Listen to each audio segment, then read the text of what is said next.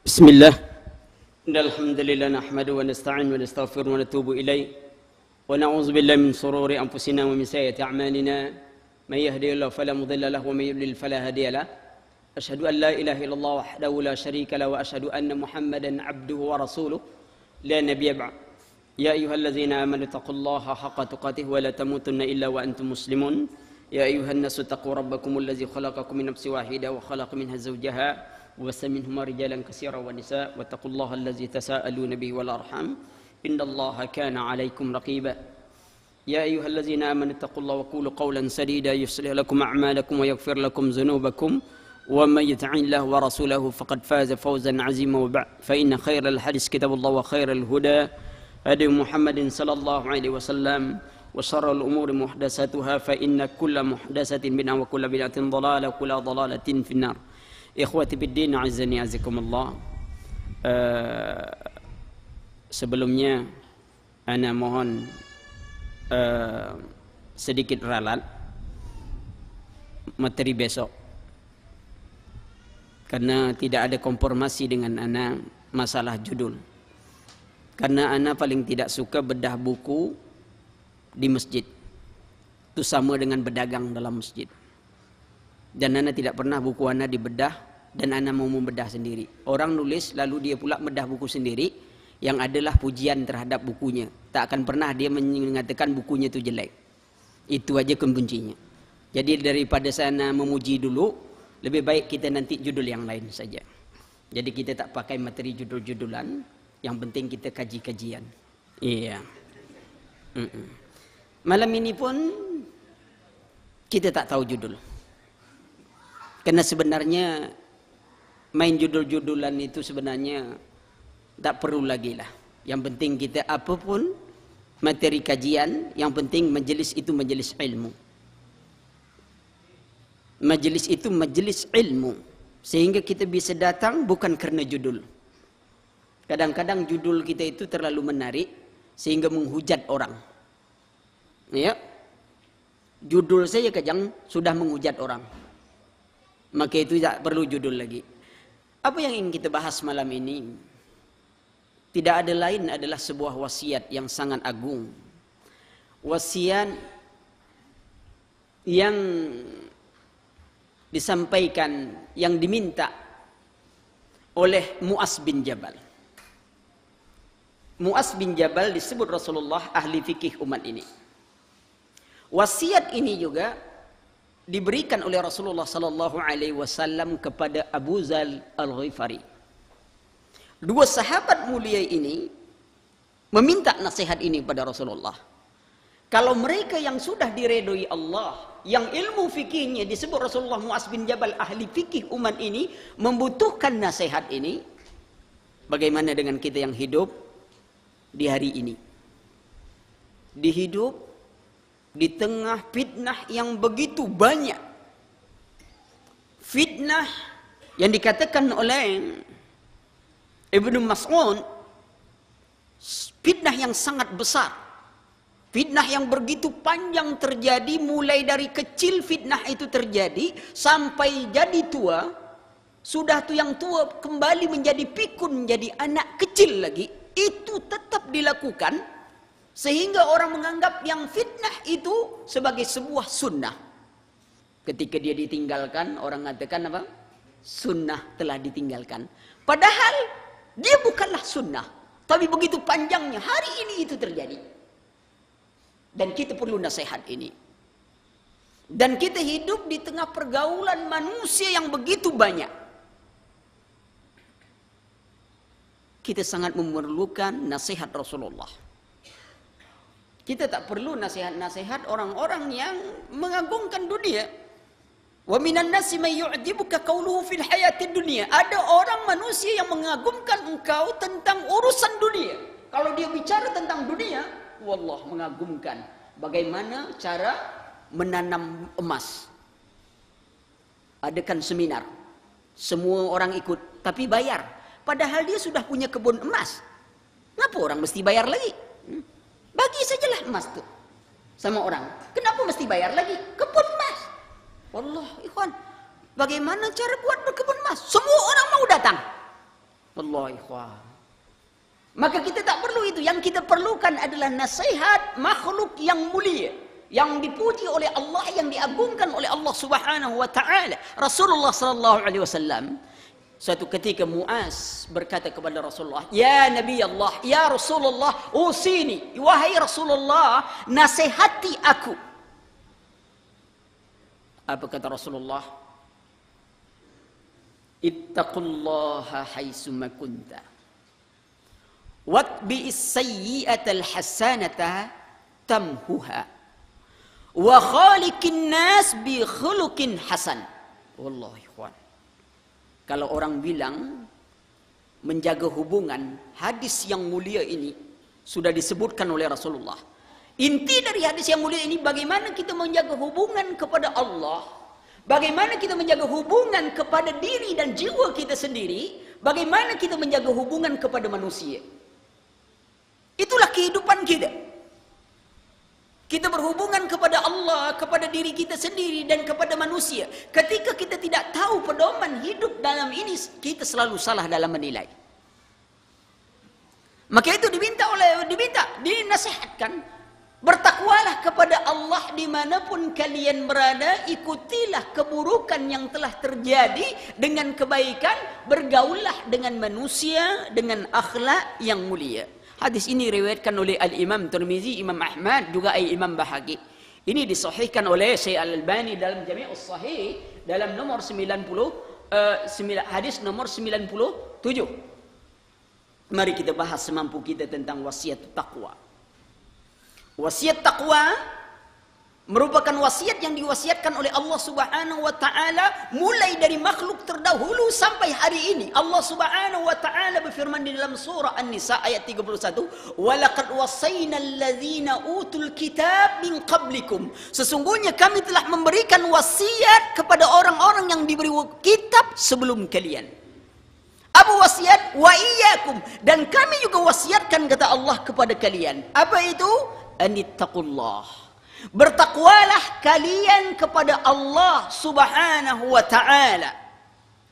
Bertakwalah kepada Allah, dan wasiat Rasulullah sallallahu alaihi wasallam, bertakwalah kalian kepada Allah Subhanahu wa taala dimanapun kalian berada. Kenapa dimanapun kalian berada? Kita perhatikan bulan Ramadan, kita nengok orang bukan main taatnya. Allah, tunduk patuh kepada Allah. Wanita-wanita tak biasa pakai busana muslimah, bulan Ramadan pakai busana muslimah. Yang tak biasa buka Quran, bulan Ramadan buka Quran. Anak-anak yang tak biasa datang ke masjid. Walaupun dia pergi solat subuh, baliknya solat maghrib, saking cintanya masjid. Semuanya. Tapi begitu lepas Ramadan, semuanya lepas, ketaatannya lepas, Qurannya lepas, semuanya lepas. Seolah-olah Tuhan yang dia ibadati di bulan Ramadan berbeda dengan Tuhan yang dia ibadati selain Ramadan. Maka bertakwalah kepada Allah Subhanahu wa taala dimanapun kalian berada, Ramadan, di luar Ramadan, dimanapun manusia harus bertakwa kepada Allah Subhanahu wa taala. Maka itu keberhasilan Ramadan bukan satu Syawal. Juga keberhasilan haji bukan balik haji. Karena berapa banyaknya orang balik haji bukan tambah baik, lebih pelit dari yang kemarin lagi. Bakhilnya dulu sebelum haji, Allah, baik dia datang ke masjid, rajin. Setelah haji, Allah, dipanggil kalau tak pakai kata Pak Haji, dia tak mandang. Sebelum haji, tak. Ya. Ramadan begitu juga, bukan. Maka wasiat ini, wasiat bagaimana kita menjaga hubungan kepada Allah Subhanahu wa taala. Rasulullah sallallahu alaihi wasallam bersabda, "La a'lamanna fi ummati aqwamun atallahu yaumal qiyamah bihasanatin amsal jibal tihamah ay baydah." Sungguh aku mengetahui di tengah umatku ini orang yang datang kepada Allah pada hari kiamat dengan pahala seperti gunung Tihamah yang putih, banyak pahalanya. Kemudian kata Rasulullah, faja'alahu haba'an mansura. Kami jadikan semua pahalanya itu seperti debu yang berterbangan. Wallahi ikhwan. Lalu sahabat langsung bertanya, sibhum lana ya Rasulullah, wajilhum lana. Beri contoh, sebutkan ciri-ciri mereka itu kepada kami, agar kami tidak termasuk golongan orang seperti itu. Tanpa kita sadari, kita masuk golongan orang seperti itu. Apa dia kata Rasulullah? Mereka itu seperti kalian. Salat, sama. Mereka sedekah. Kan tetapi kalau mereka bersendirian dengan yang diharamkan Allah, mereka kerjakan itu. Kalau ramai-ramai, wallah taatnya bukan main, patuh, tunduk. Tapi kalau sudah sendirian, berhadapan dengan yang diharamkan oleh Allah, maka dia akan melakukan itu. Itulah orang yang pahalanya dihapuskan oleh Allah Subhanahu wa taala. Maka itu Pak, Ibu, coba kita perhatikan amalan kita. Pentingnya istiqamah, bagaimana kita menjaga hubungan kepada Allah Subhanahu wa taala pada setiap waktu dan keadaan kita. Maka wasiat takwa seharusnya menjadi wasiat yang sangat kita butuhkan. Al-Imam satu ketiga dikatakan oleh Al-Mubarak Al-Fudalah bahwa suatu ketika Umar bin Khattab sedang berbicara dengan seseorang. Jadi Umar bin Khattab waktu itu jadi khalifah, ditemani oleh seorang, lalu dia bicara dengan seseorang, orang biasa. Lalu orang ini berkata kepada Umar bin Khattab, ittaqullah ya amiril mu'minin. Bertakwalah kepada Allah, wahai amiril mu'minin. Antum kira-kira kan, antum berjalan dengan ustaz. Sama ustaz antum berjalan, lalu tiba datang orang biasa, ngomong sama ustaz, ustaz, takutlah sedikit kepada Allah. Kira-kira apa yang antum katakan pada orang macam ini? Yo, tahu siapa kau? Ustaz nih, tahu ngomong sembarangan aja. Begitu juga orang yang menemani Umar. Orang yang menemani Umar ketika orang ini mengatakan, ittaqullah ya amirul mu'minin, bertakwalah kepada Allah wahai amirul mu'minin. Faqala ar-rajul min al-qaul, berkata orang, ataqul li amirul mu'minin ittaqullah? Apakah engkau mengatakan kepada amirul mu'minin bertakwa kepada Allah? Kalau bahasa kita, memangnya kau paling takwa apa? Ini Umar bin Khattab, orang kedua terbaik di dalam Islam, amirul mu'minin. Perjuangannya, tiba-tiba ente ngomong bertakwa pada Allah. Apa ente lebih hebat daripada Umar? Begitulah membela tuh. Biasanya orang kalau cinta pada guru, itu kadang cinta berlebihan. Guru salah pun dibela juga kadang. Pokoknya asal guru ikut. Syiah itu saking sayang pada guru cinta, sampai mengeluarkan hadis palsu. Apa kata dia? Siapa yang minum air kencing imam-imam kami masuk surga tanpa hisap. Sehingga di Iran itu dijual kotoran imam, dibuat macam kue, dijual, dimakan orang tuh. Tengok tuh, saking cinta yang berlebihan. Tapi sahabat tadi tidak. Dia membela Umar. Lalu apa kata Umar? Berbeda dengan jawaban orang. Apa kata Umar? Faqala Umar da'hu. Biarkan dia ngomong, biarkan dia memberi nasihat. Lalu apa kata Umar berkata kepada orang ini? Ya akhi, nasihatmu agar aku bertakwa kepada Allah, kalau engkau pendam saja di dalam hati, tidak engkau omongkan, itu tidak ada baiknya bagi dirimu. Bagi kami, sungguh tidak ada baiknya bagi kami kalau kami tidak mendengarkan nasihatmu. Wallahi ikhwan, amirul mu'minin sangat membutuhkan nasihat. Lalu bagaimana dengan kita? Kadang-kadang kita baru ngaji, kita merasa kita yang paling hebat di dunia ini. Ya? Tak ada lagi orang yang paling pandai kecuali awak. Tak ada lagi di kampung ini orang yang amalnya sesuai sunnah kecuali kita. Tak ada lagi yang masuk surga cuman kita sajalah. Seolah-olah surga itu punya kita. Allah. Tak ada rasa tawaduk kita. Takut kita kepada Allah. Suatu ketika Imam Abu Hanifah, siapa yang tidak kenal kepada Imam Abu Hanifah? Orang berkata kepada ittaqullah. Bertakwalah kepada Allah. Seketika dia gemetar. menggigil badannya mendengar nasihat bertakwalah kepada Allah. Ana yang ngomong aja tak menggigil, apalagi antum. Imam menggigil, kita tak pernah menggigil ya akhi.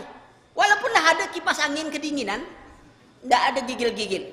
Apa? Belum menyentuh. Kata ittaqullah itu tak menyentuh pada diri kita. Tidak menyentuh.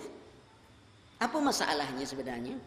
Kenapa sahabat begitu mudah tersentuh dengan setiap nasihat? Kadang-kadang ikhwan, kita ini kenapa kita tak tersentuh dengan nasihat? Memang nasihat itu kata ulama, dia seperti cambuk. Cambuk itu, orang yang kena cambuk, bekas itu teringatkan kalau masih ingat kena cambuk, kalau bekas masih ada. Kalau bekas itu tak ada, ingat tak dia bahwa dia pernah kena cambuk? Tidak, nasihat itu macam itu. Waktu dia nasihati, rasa-rasanya nak tobat aja besok tu. Rasa-rasa besok bertobatlah, malam tadi tak pernah solat malam ni solatlah. Rasa-rasa macam itu tu. Tu baru rasa-rasa. Belum amal-amal, baru rasa-rasa saja dia. Begitu lewat. Sama kita ketika jenazah lewat aja jenazah, itu langsung tersentak gitu tuh. Siapa meninggal? Siapa Allah. Muda-mudalah meninggal kata dia. Yang tua belum lagi kata dia. Ya? Mulai tersentuh. Saya kapan lagi? Itu jenazah masih di depan. Begitu lewat jenazah tadi, tapi rumahnya besar juga ya, kata dia. Siapalah ngurus dagangannya? Mulai ngitung dagangan orang. Tadi baru nasihat lewat, dia seolah nak bertobat. Begitu habis jenazah, lalu lupa tak ada lagi. Istrinya muda masih lagi nampaknya kan. Allah ikhwan. Apa? Nasihat itu. Maka kita jaga bagaimana kita bertakwa kepada Allah Subhanahu wa ta'ala. Ya? Kemudian, apa itu takwa? Secara umum, takwa sebagaimana definisi umum, mengerjakan yang diperintahkan Allah, menjauhkan apa yang dilarang Allah. Itu makna secara umum. Tetapi kan kita tidak mesti menjadi orang umum terus. Gitu. Kita ini selalu ingin menjadi orang umum dan orang biasa. Tidak pernah ingin menjadi orang yang luar biasa di sisi Allah. Antum kalau jadi karyawan, antum mau jadi karyawan luar biasa kah? Atau antum mau jadi karyawan biasa saja? Mau jadi karyawan yang luar biasa. Karyawan yang istimewa. Antum kalau jadi pegawai, antum mau jadi pegawai biasa kah? Atau pegawai yang istimewa? Ingin jadi pegawai yang istimewa. Bahkan dalam setiap urusan, kita selalu ingin menjadi orang yang diistimewakan. Tengok. Tapi ketika berhadapan dengan Allah, kenapa kita selalu tidak ingin menjadi orang yang luar biasa di sisi Allah? Kita selalu ingin menjadi orang yang biasa-biasa saja. Sudahlah, saya gini aja lah, biasalah, cukuplah. Jangan terlalu fanatik, nanti jadi teroris. Ya, jangan terlalu dalam, nanti gila. Ya apa? Islam yang biasa-biasa aja, biasa tak solat, biasa tak ngaji. Ya? Tanda ada. Kita harus berubah. Kita harus ingin menjadi orang yang luar biasa di sisi Allah Subhanahu wa ta'ala. Orang yang luar biasa di sisi Allah adalah orang yang paling takwa. Bagaimana kita memperoleh ketakwaan? Apa yang disebut dengan takwa? Hakikatnya takwa amalun li ta'atillah, beramal karena taat kepada Allah, wabtighai mardatillah, mengharapkan ganjaran dari Allah, wantihai maksiatillah, menghentikan maksiat kepada Allah, wa iqamatil amri bil ma'ruf wan nahyi 'anil munkar, menegakkan amal ma'ruf nahi munkar, namun semuanya harus dijalankan 'alan nuri minallah, atas petunjuk Allah. Ada orang beramal taat, soleh, tapi apakah dia beramal karena Allah? Betul-betul lillah, ittiba kepada Rasulullah. Karena amalan itu bukan banyak kan yang diukur. Baik, ayyukum ahsanu amala, siapa yang paling baik amalannya? Apa? Ikhlas dan ittiba. Kalau ada orang hari Ahad solat subuhnya 8 rakaat, hari Ahad solat subuh 8 rakaat, lalu ditanya, mangang solat subuh 8 rakaat? Wah, ang pemalayang, kau libur hari kerja sih kau. Hari Ahad kok libur ambo, jadi ambo 8 rakaat. Kadang-kadang 18 rakaat ambo kerjaan. Wah, aja yang malih salat subuh 2 rakaat. Mana kira-kira yang diterima? Yang 18 kah atau yang 2? Yang 2 sedikit. Kenapa? Karena dia sesuai dengan apa yang diajarkan oleh Rasulullah. Yang banyak tidak diterima. Maka itu kualitas amal. Nah, dia beramal mengharapkan ganjaran Allah, redha Allah dengan ittiba.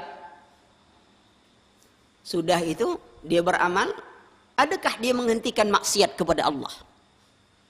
Kadang amalan banyak, ngaji, wow, bukan main. Setiap ada majelis selalu hadir. Maaf cakap, jenggot tu makin panjang, sehingga ngucap salam pun tak bisa sama orang. Saking panjang jenggot, sehingga orang nyalahkan jenggot. Itu belum ngaji, tak macam itu mukanya, kata dia. Sudah ngaji, salam pun tak pernah sama kita lagi. Apa jenggot itu yang menyebabkan dia tak anu? Akhirnya jenggot juga yang disalahkan. Adalah apa dosa jenggot ini? Tak ada masalah dengan jenggot ini. Orang takut dengan kita kan kadang gara-gara kita berjenggot, ya kan? Padahal jenggot itu kalau berjalan sendiri orang takut juga.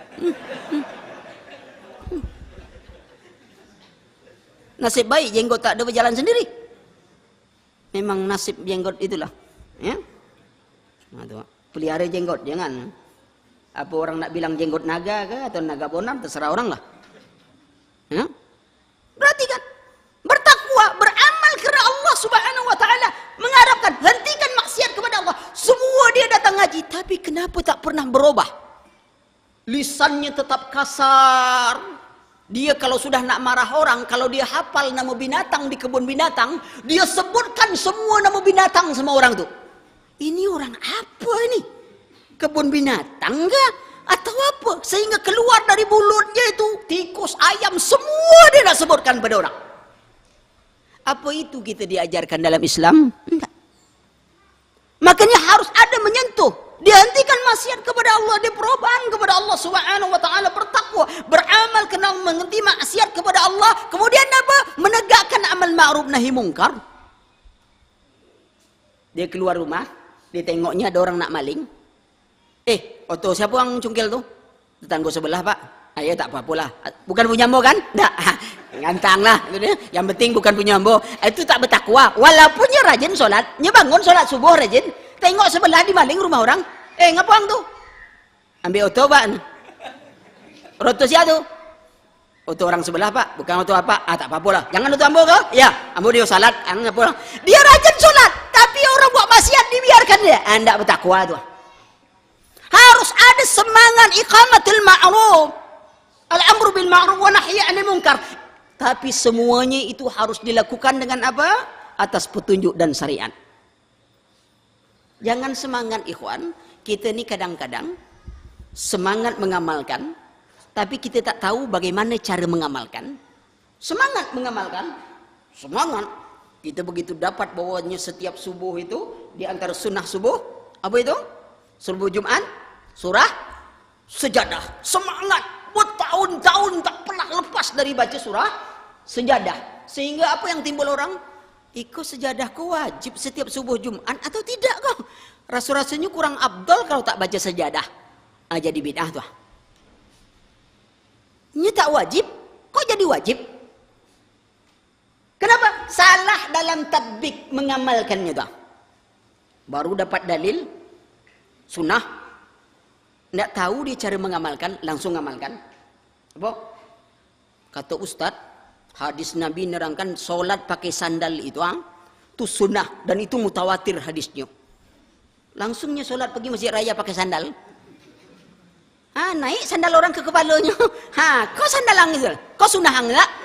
Apa? Salah dalam menerapkan, tidak ada kesabaran. Maka itu harus memahami iqamatil amri bil ma'ruf dengan ala nuri minallah, atas petunjuk Allah Subhanahu wa taala.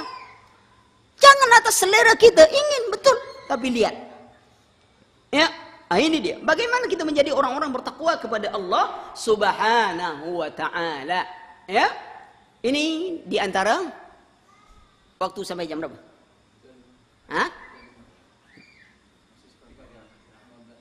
Iya. Sudah ini tak ada tanya jawab kan? Habis sisa sambung lagi. Dari Sabang sampai Merauke sambung menyambung jadi satu, nampak nang? Iya, tak apa-apalah. Allah. Dia sekali-sekali, ini sekali, besok sekali, besok sekali, sekali-sekali juga tuh. Hebat orang gini. Tidak apa-apa Ustaz, sekali-sekali aja. Penghasilan tak banyak Ustaz, pas-pasan aja. Pas ado, dapet, pas ado, dapet, pas nio, dapet, itu pas-pasan aja penghasilan. Gawat kan? Tak apa-apa lah, sekali-sekali kan? Kau sekali, beko habis salat Isya, sekali lagi. Allah. Botol atau apa? Ya. Kau kalau tak apa bahaya.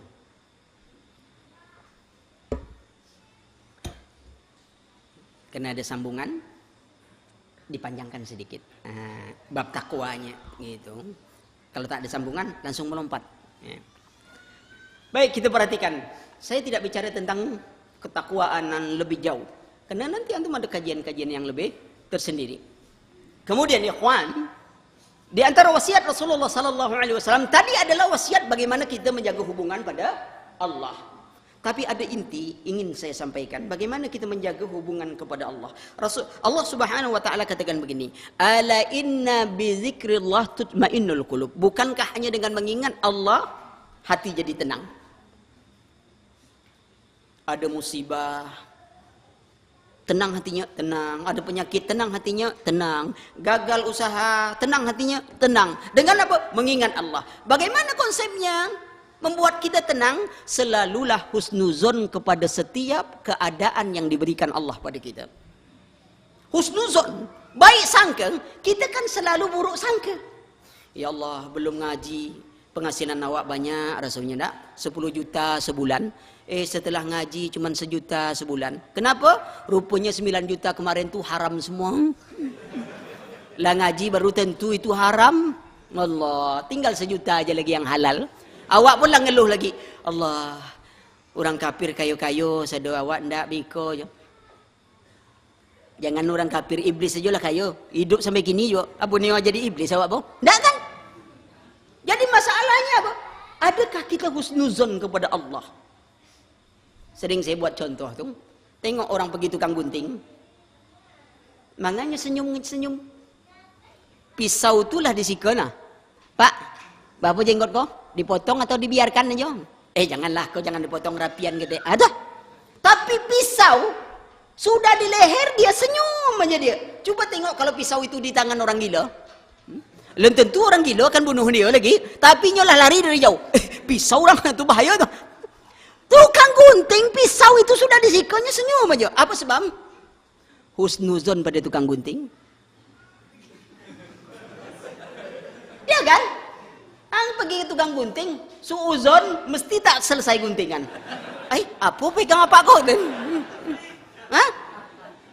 Melompat-lompat ang di tempat itu baru jangan kau apa kepala mu ang main-mainkan gitu. Tapi husnuzon ang biarkan kepala. Bantailah apa ni ang?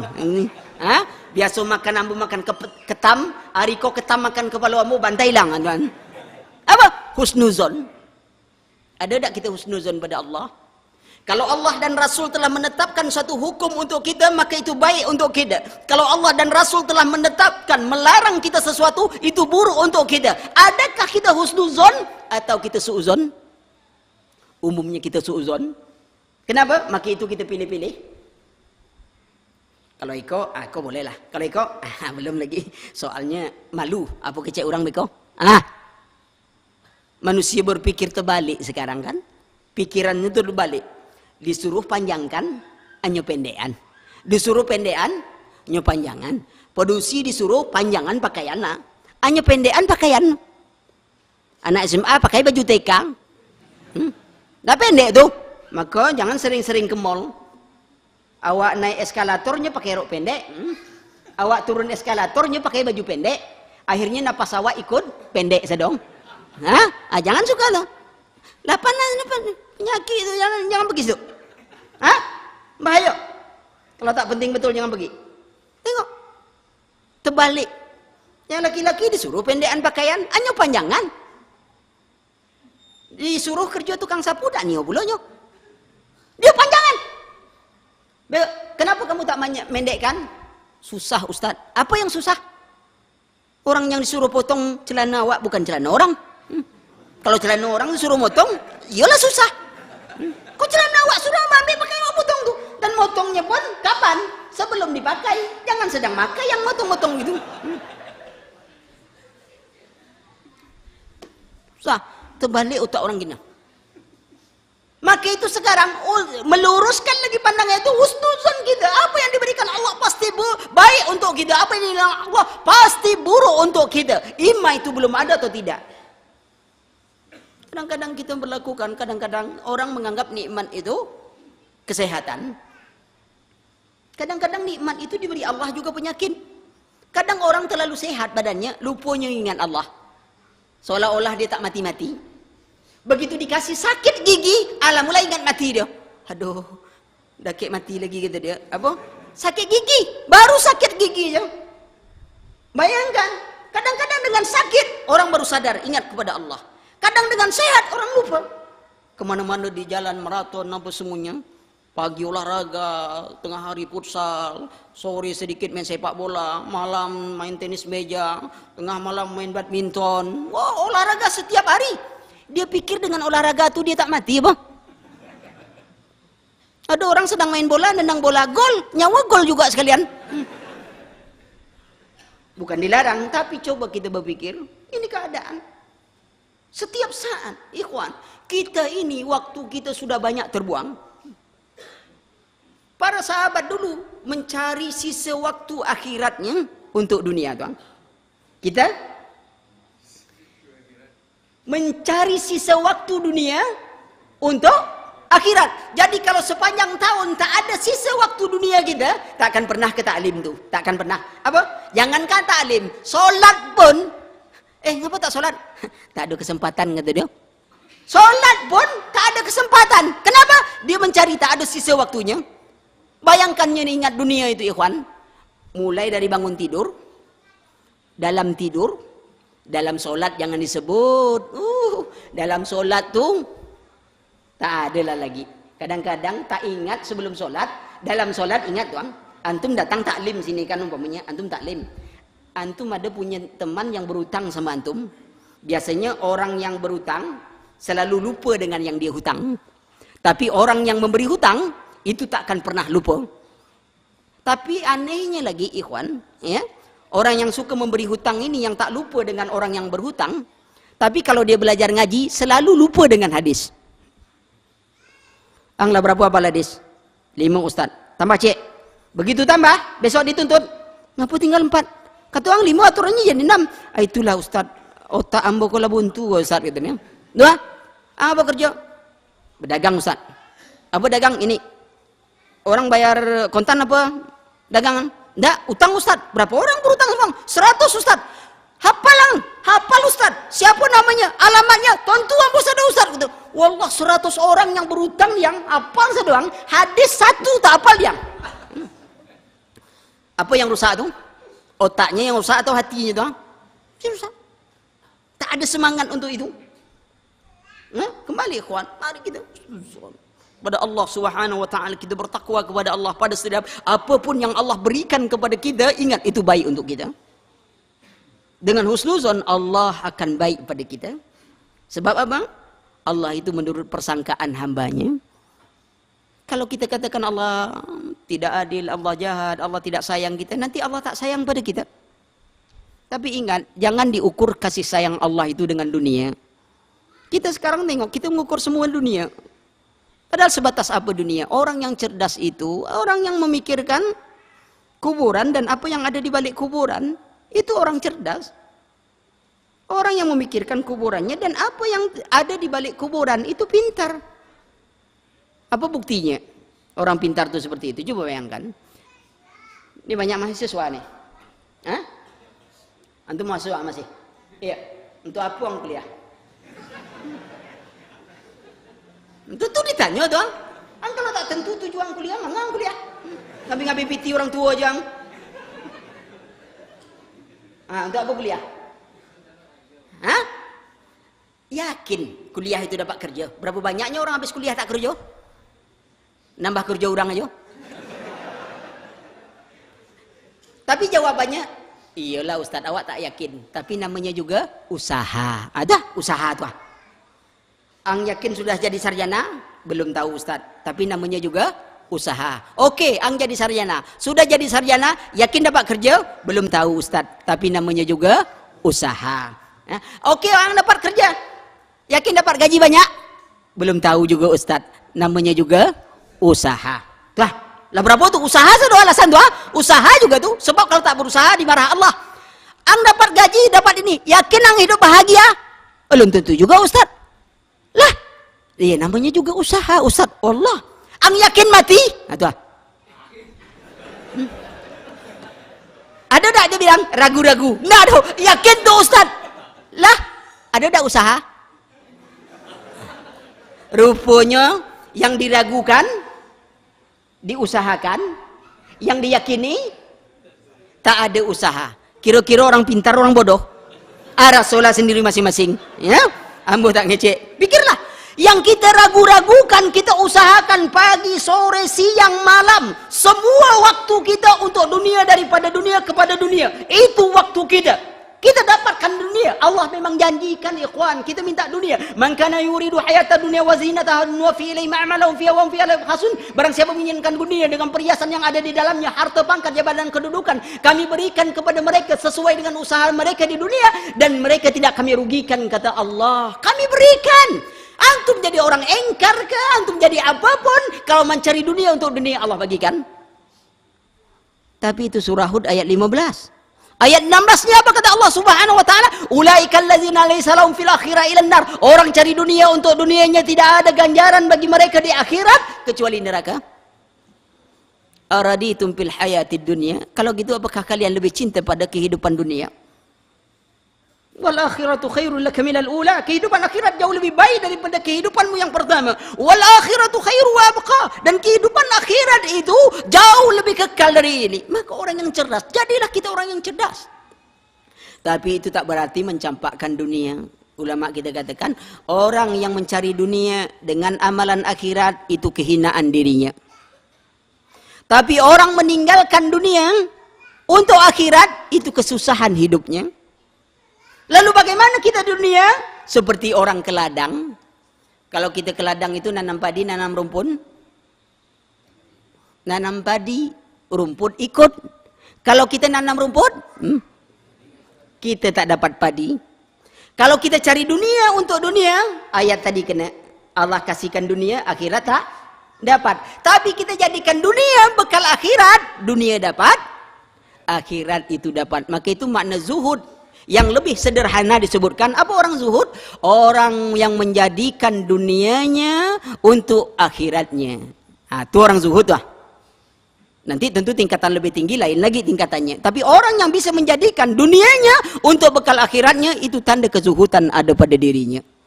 Ana rasa itu juga waktu berjalan. Ya, maka kita sudahkan. Ya, ada nak burudo, ada ini. Tapi baru satu bab ya. Baru satu bab takwa. Ya. Karena 3 nasihat Rasul, mudah-mudahan nanti ada kesempatan untuk menyambungnya. Kalau dia tak ada sempat menyambung, besok pagi kita sambung. Kan sambung menyambung gitu kan? Ya. Bukan sombong menyombong, nah. Sambung. Apa? Biasanya kalau hutang itu, hutang duit orang mudah lupa. Kalau hutang kajian biasanya jarang lupa. Kalau hutang duit itu insya Allah lupa. Dengan orang tempat berhutang pun lupa kita tuh. Ya, mudah-mudahan. Tapi nanti kita lanjutkan mudah-mudahan lah. Ya, itu dulu. Moga karena waktu sholat lagi. Subhanakallahumma wa bihamdika asyhadu an la ilaha illa anta astaghfiruka wa atubu ilaik. Wassalamualaikum warahmatullahi wabarakatuh.